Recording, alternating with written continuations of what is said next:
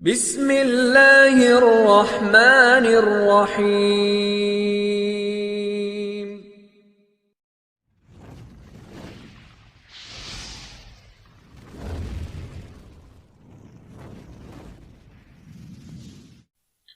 السلام علیکم دوستو، امید کرتے ہیں کہ آپ خیر و عافیت سے ہوں گے۔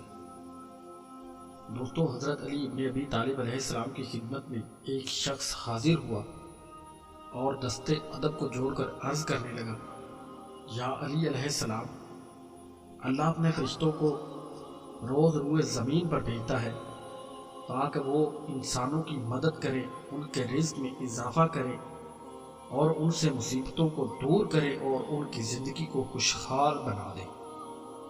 تو کیا ایسے انسان بھی زمین پر موجود ہیں کہ جن کے پاس وہ فرشتے نہیں جاتے؟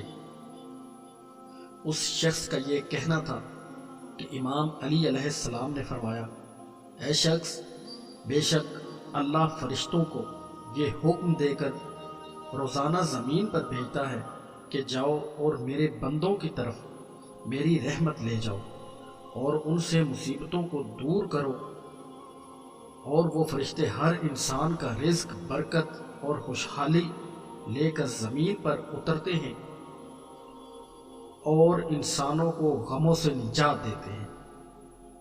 لیکن کچھ لوگ ایسے بھی موجود ہوتے ہیں کہ جن کے پاس یہ فرشتے نہیں جاتے۔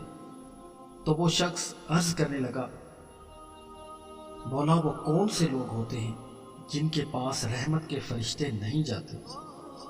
تو امام علی علیہ السلام نے فرمایا، ایسے شخص جن کے منہ سے فرشتوں کو ایک خاص قسم کی بدبو آتی ہے جو فرشتوں کو ان کے پاس نہیں جانے دیتی، اور وہ بدبو ایسے شخص کے منہ سے آتی ہے جو جھوٹ بولتا ہے۔